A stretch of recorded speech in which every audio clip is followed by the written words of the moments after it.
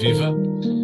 Cá estamos novamente, como todas as quartas-feiras, às 19 horas, com o programa Jesus Cristo Desceu à Cidade. O meu nome é José Briços Lino, e onde pretendemos falar sobre o ensino de Jesus, centrado na figura, na pessoa, no ensino de Jesus Cristo. E desta vez eu quero falar sobre o tema A Natureza Reflete a Glória de Deus. E o que é que Jesus tem a ver com isto? Vejamos, grande parte do ensino de Jesus foi realizado a partir de metáforas ligadas à natureza e também de parábolas e acontecimentos sobre a vida cotidiana no campo e no mar. Ou seja, todo o ensino de Jesus, ou grande parte do ensino de Jesus, do ensino que ele transmitiu aos discípulos e àqueles que o ouviam, foi à volta de imagens relacionadas com a vida do dia-a-dia, com a vida do campo, com a vida da cidade, com aquilo que as pessoas conheciam, com as aves do céu, com as flores, com os frutos, com as árvores, com as sementeiras, com as colheitas, com o peixe, com o mar, enfim, com as redes da pesca, enfim, todas estas coisas que estavam muito ligadas à vida do dia-a-dia, de forma que o seu discurso pudesse ser compreendido tanto por crianças como por pessoas mais velhas, tanto por pessoas mais letradas como por indoutos. Por exemplo, ele usou muitas parábolas, a parábola do semeador, que disse que um dia o semeador saiu a semear e lançou a semente à terra, e uma parte caiu em cima de pedras, outra à beira do caminho, outra entre cardos e outra em boa terra. E a partir daí deu o seu ensino. Ou a parábola muito conhecida da ovelha perdida, em que o pastor, ao recolher no redil o rebanho, ao fim do dia, repara que falta uma ovelha. Então ele deixa as 99 no redil e vai buscar a ovelha perdida.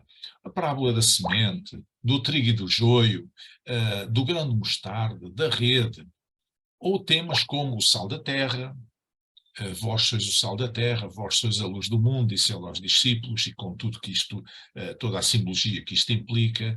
Temas como os lobos disfarçados de ovelhas, onde ele alertou as pessoas que o ouviam, para algumas pessoas perniciosas, sobre conhecer a árvore pelos seus frutos. A árvore boa dá bons frutos, a árvore má dá maus frutos. Sobre as aves do céu, os lírios do campo, que falámos aqui na semana passada. Sobre a figueira estéril, sobre o bom pastor, que ele próprio se apresentou dessa forma. Eu sou o bom pastor dá a vida pelas ovelhas, as ovelhas conhecem a minha voz, etc. Como o pão da vida, Jesus apresenta-se como o pão da vida, o pão espiritual, naturalmente, a água viva, a água da vida também.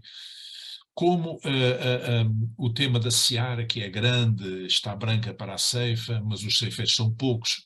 Enfim, Jesus usou muitas destas metáforas relacionadas com a natureza e vários acontecimentos, como, por exemplo, o da pesca milagrosa, quando os discípulos, que eram pescadores, vieram para a terra tristes porque não tinham apanhado peixe, e ele disse, sob a minha palavra, voltai outra vez e lançai de novo as redes, e então as redes vieram cheias de peixe. A certa altura, o Evangelho de Mateus conta-nos que Jesus referia-se à leitura dos sinais do céu. Estamos a falar ainda da natureza. Então alguns fariseus e saduceus chegaram-se ao pé dele para o tentarem, diz o evangelista Mateus, para o tentarem, e pediram-lhe que lhes mostrasse algum sinal do céu. Mas Jesus respondeu dizendo, quando é chegada a tarde, dizeis, haverá bom tempo porque o céu está rubro. Vocês olham para o céu, veem que o céu está rubro, e então acham que vai haver bom tempo. E se for pela manhã, vocês poderão dizer, hoje haverá tempestade, porque o céu está de um vermelho sombrio. Portanto, isto era a sabedoria popular, isto era a experiência do trabalho no campo, não é? De muitas gerações. E ele acrescentou, dizendo, hipócritas, sabeis discernir a face do céu e não conheceis os sinais dos tempos. Veja que no Antigo Testamento o salmista dizia esta frase fantástica: os céus declaram a glória de Deus e o firmamento anuncia a obra das suas mãos. Ou seja, a ideia do salmista é que o universo, o espaço, o céu é um cartão de visita do Criador, do Deus Criador. Aliás, muitas pessoas não sabem, mesmo muitas pessoas ligadas à fé cristã, não sabem que na lei de Moisés, no antigo Israel, existiam inúmeras disposições eh, que tinham por trás a preocupação com os cuidados ambientais, com a preservação dos ecossistemas. Isto é uma coisa que se fala muito hoje, a preservação dos ecossistemas, o equilíbrio, enfim, ecológico, digamos, ambiental, mas naquela altura nada se sabia sobre isso, nada se falava sobre isso. No entanto, já nessa altura havia determinações na lei de Moisés, há milhares de anos, para ter, eu não tenho tempo para falar sobre isso aqui hoje, mas onde previa o cuidado com com estes aspectos, quer com as árvores, se eram de fruto ou não eram de fruto, quer com outras, quer com as aves propriamente, os pássaros, etc. Agora, há um erro, uma confusão que ao longo dos séculos se estabeleceu, entre outras, é a confusão de lermos no livro de Gênesis que Deus disse, fez a criação, criou o ser humano também e disse-lhe ele, crescei, multiplicai-vos, enchei a terra e dominai-a. Ora bem, este verbo que é traduzido por dominar é qualquer coisa que não é a tradução mais correta, porque no fundo o que está ali dito é que é entregue ao homem a responsabilidade de cuidar da terra. Estamos a falar de cuidado, não de domínio. Domínio fala de nós podermos fazer, termos de forma indiscriminada com aquilo que está sob o nosso domínio, aquilo que nós entendemos. Mas na realidade não é isso que se trata. O que se trata é de o ser humano ter responsabilidade, de acordo com o Gênesis, pela criação em geral. Ou seja, tratá-la como se estivesse a tratá-la em nome de alguém. De facto, a Terra é a criação de Deus e nós devemos respeitá-la como tal. Portanto, dominar não é licença para destruir. Dominar é a responsabilidade pelo cuidado, de cuidar da Terra. Para o cristão, Deus está presente na criação, na sua criação. E, portanto, destruir a criação é atentar contra o próprio Deus Criador, por um lado. Portanto, é atentar contra ele. Se eu destruo alguma coisa, se eu destruo uma obra, se um pintor famoso tem uma exposição, faz uma exposição e expõe os seus quadros, eu chego lá e destruo um dos quadros, eu estou a destruir a criação, uma criação que não é minha. Ao mesmo tempo, destruir a criação de Deus é roubar a glória que lhe pertence.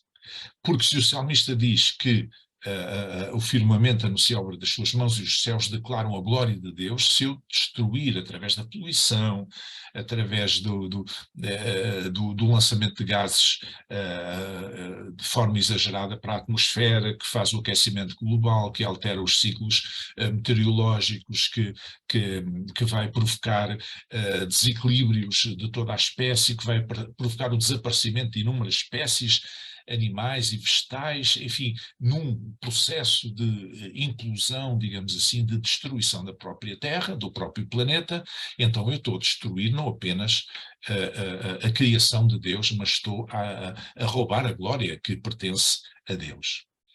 Mas destruir o ambiente é também atentar contra o nosso semelhante. E neste aspecto, podemos perguntar que mundo é que nós vamos deixar às novas gerações? E eu acredito que os adolescentes e os jovens têm muito boas razões para se revoltar, como temos estado a ver ultimamente, inclusive em Portugal, para se revoltar contra o facto de os decisores políticos não fazerem, digamos assim, aquilo que poderiam fazer e deveriam para evitar o aquecimento global, portanto, encontrando uma alternativa aos combustíveis fósseis, que é possível encontrar, mas por razões de interesses económicos muito poderosos é difícil afrontar esses poderes e, portanto, podemos perguntar a nós próprios se eles não têm razão, porque eles estão a chegar à conclusão que nós, esta geração, vai-lhes deixar um planeta impraticável. Então, qual é o futuro deles?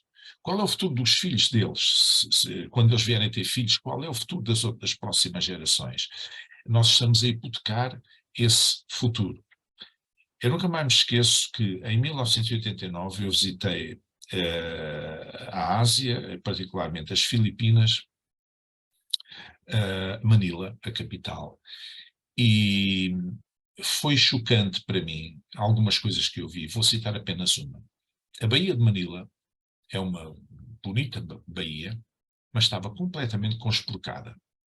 Para vos dar uma ideia, sobre as águas da baía, as águas não se viam. Eram tábuas, eram cartões, eram plásticos, era todo o tipo de materiais que estava à tona d'água.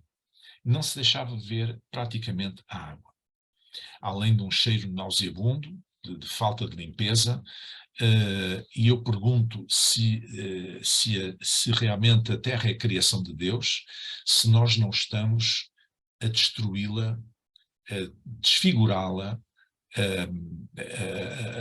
a fazer de uma forma tão inconsciente que ficamos insensíveis, de certa forma, como se fosse uma coisa natural. Não é natural. Não é natural o que está a acontecer, e nós, como cristãos, e os cristãos devem entender que, de facto, a natureza reflete a glória de Deus, como diz o salmista. E se ela reflete a glória de Deus, nós devemos trabalhar para que ela mantenha intacta essa glória na medida do possível.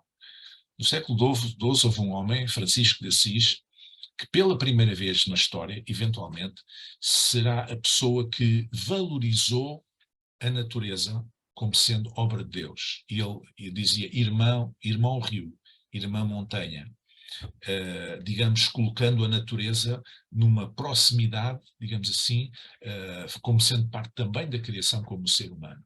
Isto devia-nos levar a pensar que, de facto, a natureza é a criação de Deus, e ela reflete a glória de Deus. Não estragamos nós essa glória. E fico por aqui, fique bem, até à próxima semana.